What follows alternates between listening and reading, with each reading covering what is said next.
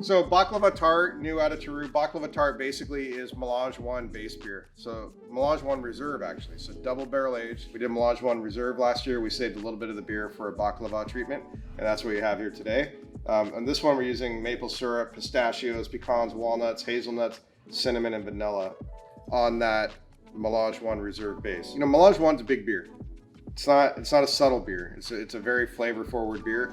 And then Melange 1 Reserve that we did last year, I think, is even more elevated with that extra layer of bourbon from the second barrel aging. So you basically have that really complex stout and Flemish red blend as a base. As I said, is super complex and kind of a monster beer in its own right. But layering all these different flavors onto it, I think makes it wild, quite honestly. This is a wild beer. It's super nutty, like all those different nuts in there.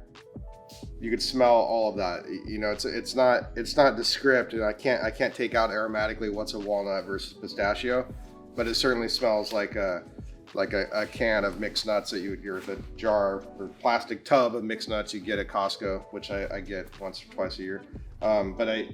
That's exactly what it smells like.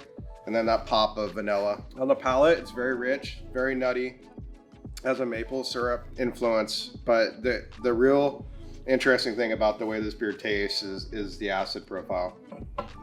You know, as you swallow this beer really disappears. So you have this big, bold mouthfeel, and then when you swallow, like the beer, I think the acid just like thins out the beer. So it doesn't have an aftertaste like any other stout that we would have.